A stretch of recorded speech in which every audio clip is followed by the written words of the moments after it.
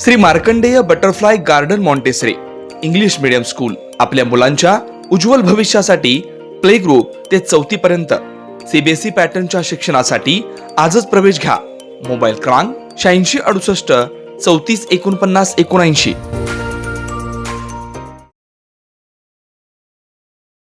शनिवारी सायंकाळच्या सुमारास सोलापुरातील शिवाजी चौक ते कन्ना चौक या दरम्यान हिंदू सकल मोर्चाच्या वतीने वक्फ बोर्ड रद्द करावा या मागणीसह विविध प्रश्नासंदर्भात विराट मोर्चा काढण्यात आला. वक्फ बोर्ड रद्द करण्यासाठी शनिवारी सायंकाळी सकल हिंदू समाजाचा जन आक्रोश मोर्चा मोठ्या उत्साहाने निघाला. सायंकाळी 5च्या सुमारास शिवाजी चौकातून खासदार डॉक्टर जयसिद्धेश्वर शिवाचार्य महास्वामीजी, आमदार विजयकुमार देशमुख, स्वस्तिक प्रतिष्ठानचे अध्यक्ष डॉक्टर किरण देशमुख, भाजपा शहराध्यक्ष नरेंद्र काळे, माजी नगरसेवक शिवानंद पाटील, राजकुमार पाटील, माजी नगरसेवक मेघनाथ येमूल यांच्यासह भाजपा, विश्व हिंदू परिषद, बजरंग दलाच्या कार्यकर्त्यांनी जय श्रीराम, छत्रपती शिवाजी महाराज की जय, जय भवानी, जय शिवाजी अशा घोषणा देत शिवाजी चौकातून कन्ना चौकाकडे प्रस्थान केलं. शिवाजी चौक, गांधीनाथ हायस्कूल, टिळक चौक, मधला मारुती, कोंतम चौक, मंगळवार बाजार, पद्मा टाकीजवरून कन्ना चौक येथे मोर्चाचं सभेत रूपांतर करण्यात आलं. यावेळी स्थानिक नेत्यांच्या मनोगतानंतर काशीपीठाचे उत्तराधिकारी जगद्गुरू डॉक्टर मल्लिकार्जुन शिवाचार्य महास्वामीजी यांचं आशीर्वचन झालं. तदनंतर आमदार नितेश राणे यांनी शहरातील साखरपेठ परिसरात वक्फ बोर्डाच्या बेकायदेशीर नोटिसाबरोबर अन्य प्रश्नावर त्यांनी सडकून टीका केली. ते पुढे म्हणाले की आता केंद्रात व राज्यात भाजपाचं सरकार आहे, येणाऱ्या लोकसभेच्या निवडणुकीतही पुन्हा सत्तेत भाजपाचे येईल असं सांगत हिंदूंनी आता जाती जातीत फूट न होता एकसंध व्हावं. भारत हा फाळणीनंतर हिंदूंचा देश होता आणि आताही भारत हिंदूंचाच राष्ट्र आहे. तुम्ही अगर जागृत राहिला नाही, तुमचे अगर डोळे योग्य वेळी उघडले नाही तर एक दिवस तुमच्या सोलापूरचा नाव हे सलामपूर ठेवून देतील आणि तुम्ही काही करू शकणार नाही. ठेवायचं का नाही तुला? मग तुम्हाला जागृत राहायलाच लागेल. जिथं जिथं अतिक्रमण होत असेल तिथे तिथं नजर ठेवायलाच लागेल. आज सकाळपासून विविध लोकांना भेटतोय, सोलापूरमध्ये फिरतोय. एक गोष्ट मला नक्की कळली आहे की उद्या आता मुंबईला गेल्यानंतर 2 कार्यक्रम माझ्या हाताने वाटत आहेत. एक तर तुमच्या या महापालिका आयुक्ताचा आणि प्रशासनाचा, तो याला सरकारचा नोकर आहे का या जिहाद्यांचा नोकर आहे हे मला अजून कळलेलं नाही. सरकारचा पगार घेतोय, देशामध्ये असलेल्या कोर्टाने, सुप्रीम कोर्ट आणि हायकोर्टाने निकाल दिले आहेत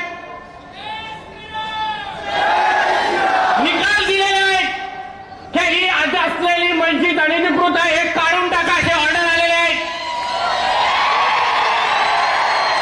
आम्ही अधिकृत गोष्टींना हटवा बोलत नाही, अधिकृत गोष्टी हटवा बोलत नाही, पण जे अनधिकृत आहेत, जे चुकीच्या पद्धतीने बांधलेले आहेत, ज्याच्या विरुद्ध कोर्टाचा निकाल आलाय ते हटवण्यासाठी पण या आयुक्ताला अगर मोहरत बाळायला लागत असेल तर त्याला आता परत त्याच्या घरी पाठवण्याची वेळ आलेली आहे.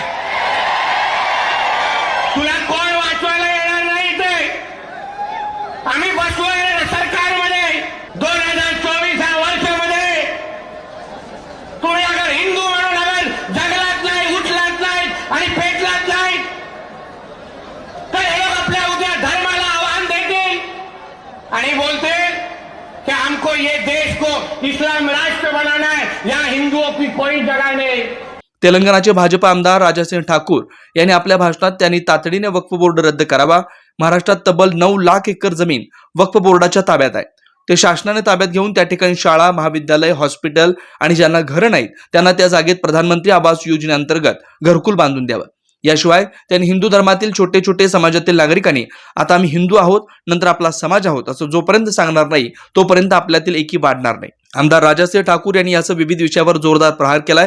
ये वक्फ बोर्ड एक ऐसा कानून, एक ऐसा एक्ट बनाया गया, अगर कोई भी वक्फ बोर्ड का मेंबर, कोई भी व्यक्ति अगर इस बिल्डिंग को अगर एक नोटिस भेज दे कि ये लैंड, ये बिल्डिंग वक्फ बोर्ड की है, तो ये बिल्डिंग वाला खाली करके चले जाना. भारत की बचा सकता। भारत देश के पहले प्रधानमंत्री हमारे चिच्चा नेहरू जी ने 1954 में इन जो पाकिस्तान के पहले प्रधानमंत्री थे लियाकत अली खान, दोनों की दोस्ती बहुत अच्छी थी। 1947 में हमारे भारत देश को आजादी मिली, पता है ना? भारत देश को आजादी कब मिली? 1947 में। 1947 में जब भारत देश को आजादी मिली, जब पहले प्रधानमंत्री हमारे चिच्चा नेहरू जी बने, तो हमारे चिच्चा नेहरू जी ने जो भारत के दो टुकड़े कर जो पाकिस्तान भाग गए मुसलमानों की जमीनों की रक्षा के लिए वक्फ बोर्ड का निर्माण किया गया, एक एक्ट बनाया गया। 1995 में उस एक्ट को इंप्लीमेंट किया गया और उस एक्ट में, उस वक्फ बोर्ड में ऐसी कमेटी बनाई गई जो सारे के सारे मुसलमान ही उस कमेटी में रह सकते हैं। उनका कोर्ट अलग, उनका कानून अलग, सब कुछ अलग। चंद वोट बैंक के खातिर, चंद वोटों के खातिर उन्होंने उस एक्ट को इंप्लीमेंट किया। आपको पता है मेरे मित्रों कि पूरे भारत में सबसे बड़ी जमीन मैं आपको बताना चाहूंगा, 18 लाख एकड़ लैंड पूरे भारत में डिफेंस के पास है। 12 लाख एकड़ लैंड रेलवे के पास है। लेकिन तीसरी अगर सबसे बड़ी अगर किसी के पास जमीन है वो वक्फ बोर्ड के पास है। कितनी है पता है जमीन? 10 लाख एकड़ लैंड, यानी 10 लाख एकड़ लैंड पर इनका कब्जा है। और ये लैंड कहां से आया, इसके ऊपर भी चर्चा करने की आज आवश्यकता है। 13 साल में, यानी 2009 में इनके पास सिर्फ 4 लाख एकड़ जमीन थी और 2022 आते आते इनके पास 10 लाख एकड़ से बढ़कर हो गई जमीन। 10 लाख से 10 लाख एकड़ मजाक नहीं है मेरे भाइयों, बहुत बड़ी जमीन होती है 10 लाख एकड़। और इस वक्फ बोर्ड के पास किस किस क्षेत्र में कहां कहां पर कितनी कितनी जगह है वो भी मैं आपको बताना चाहूंगा।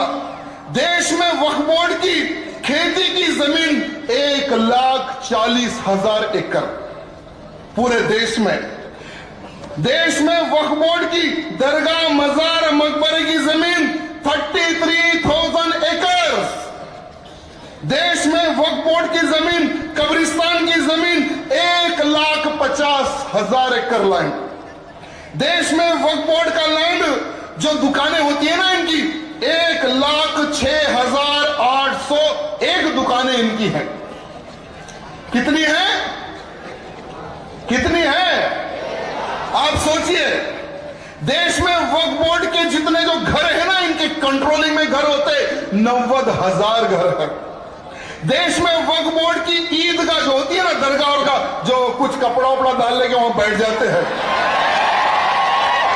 9,100 इनके पास जो दरगाह टाइप की जमीनें हैं।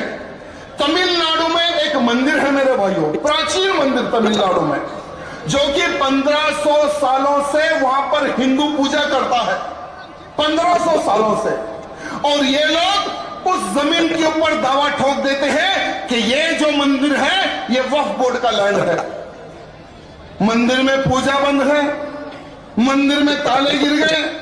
साथ ही साथ दिल्ली, आपको पता है ना, दिल्ली जितना बड़ा स्टेट है उससे 2 गुना एक्स्ट्रा लैंड वक्फ बोर्ड के पास है, यानी 2 दिल्ली एक्स्ट्रा बनाए उतना land in Waqf board K pass है। राजेंद्र चौक परिसरात सभेचं व्यासपीठ उभं करण्यात आलं होतं। सभेला प्रचंड गर्दी होती, त्यामुळे कन्ना चौकाच्या दोन्ही दिशेला मोठे स्क्रीन लावून त्या ठिकाणी थेट सभेच्या चित्रीकरणाची सोय करण्यात आली होती। यावेळी लोक मोठ्या संख्येने उभे राहून सभेला हजेरी लावली।